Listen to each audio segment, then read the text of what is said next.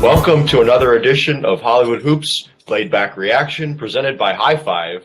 I'm Josh Martin of Lonzo Wire, joined as always by Eric Pincus of Basketball Insiders and Bleacher Report. And Eric, there's a busy weekend down at Staples Center.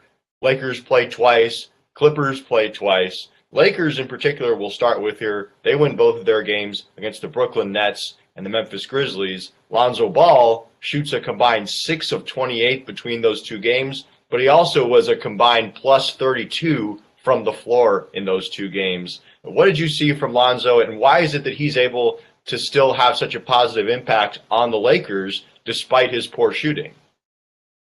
Well, he's got this green light from his coach, Luke Walton, and Walton wants him to be aggressive. He wants him to attack, and it's really not necessarily about what Lonzo can do today. It's about developing what he'll be tomorrow, and that tomorrow might not even be this season. But they really believe in what he's doing because, first of all, the team is a good defensive team right now. They're among the best in the league, like top 7 or top 8 right about now, which I think is surprising for a lot of Laker fans and a lot of pundits, especially preseason. They just didn't look that good. And then his team is outscoring opponents when he's on the floor. The guys are getting the ball who need the ball. Brook Lopez when he's hot, Kyle Kuzma, whoever's hot, they get the ball. And Lonzo settles them down and runs their offense. So from that perspective, he's already succeeding, right? But where he's not is he's shooting up shots that are just, they're circus shots there. He's got such an unorthodox form. You can't really fix that form in midseason. His footwork is inexperienced, when to slow down, when to speed up, how to attack. All this in the NBA, it's so different for him here than it is where it was at UCLA, where it was at Chino Hills, where he could get away with not being fundamental. So he's got a long way to go to learn, and Walton wants him to learn. The fact that he's a positive while he's learning is a win-win. The Lakers are actually a competitive basketball team at 500. We'll see if that lasts, but it's already a very promising start.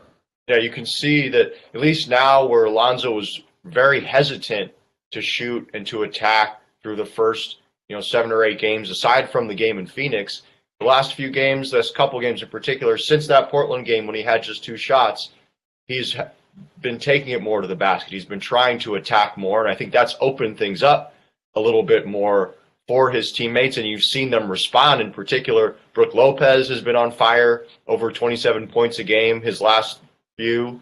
Kyle Kuzma as a starter in Larry Nance Jr.'s place has had some double-doubles, and Brandon Ingram has been very aggressive. You saw him score 14 straight points in the second quarter against Memphis. How have you seen this front court now come together, especially now that Kyle Kuzma is in place and brings something different to the table than what Larry Nance was bringing? Well, I think that Luke's primary goal this season, at least starting the season, was to have a team that could play defense for 48 minutes. And so that's why I think Nance was starting.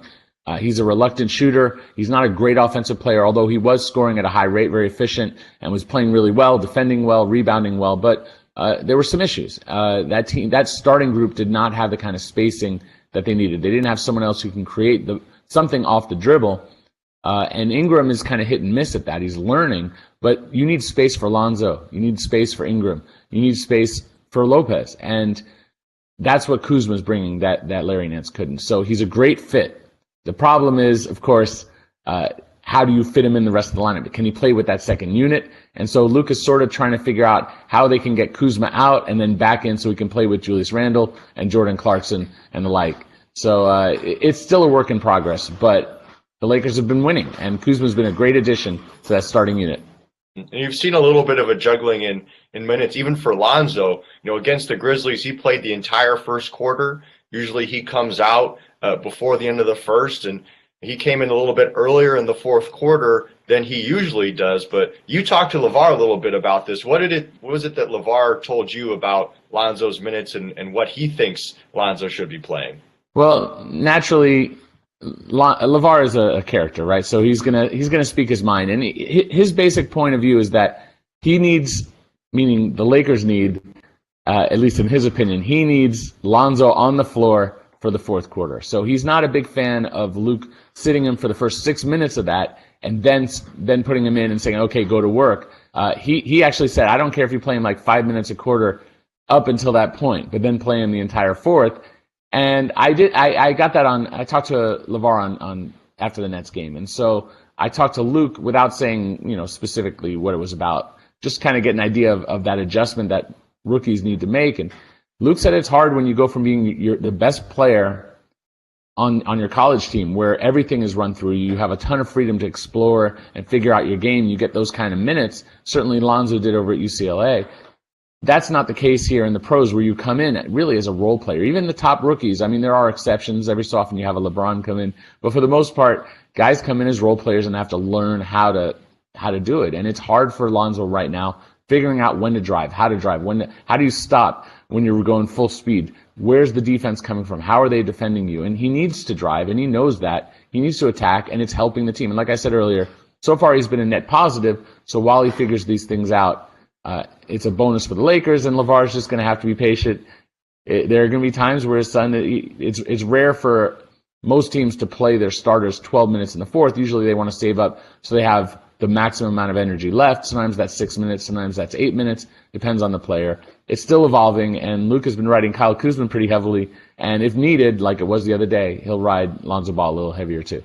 Yeah, we'll see how things proceed there, but we'd be remiss as Hollywood Hoops if we didn't at least mention the Clippers weekend at Staples Center. They played back-to-back early afternoon games, lost the one on Saturday to the Grizzlies, lost Sunday to the Miami Heat despite a furious comeback from 25 points down. But the biggest loss for them in all of that was Danilo Gallinari. He goes down with a hip injury against Miami.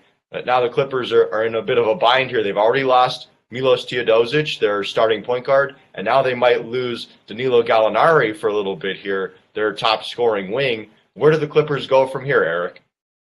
Well, Gallinari's been dealing with some bruises already, and he got hit essentially in the same area. So now he's basically going to have to rest until it's healed up. I don't believe it's anything serious. I don't think there's anything structural other than just some deep bruises that just need to get cleaned out. I think that's an area of weakness anyway for the Clippers, is their small forward position, because I view Gallinari as a 4 at this point. Sorry, the 3 is the area of weakness. The 4 is what he should be playing. And you've got Blake Griffin, essentially their point guard and top scorer, and he has to be a vital part of their defense. And I think teams are starting to recognize that as great as Blake is, he can't do it by himself. And Gallinari's a little hobbled. You don't have really any other point guards with Teodosic out. Lou Williams is a nice scorer. Patrick Beverley is a nice defender, and he can hit some shots. But Austin Rivers, none of these guys are true point guards. And so it's been Blake as their point forward. And you just can't beat teams that way. You might be able to get some wins, and early on I think they surprised some teams. But without Teodosic or someone who can come in there and really initiate that offense outside of Blake, they're going to struggle. Yeah, it's a tough spot for the Clippers. We'll see how they deal with their absences. We'll see how the Lakers deal with their real first road trip of the season, now that they have their first winning streak of the season together. But until then, we'll have to say goodbye to you from here on Hollywood Hoops Laid Back Reaction, presented by High Five. I'm Josh Martin of Lonzo Wire. He's Eric Pincus of Basketball Insiders and Bleacher Report. Be sure to find us back here for another video update soon. And of course, look out for a new episode of the Hollywood Hoops podcast coming to you this week. He's on his way, going to Hollywood, he's busting into Hollywood.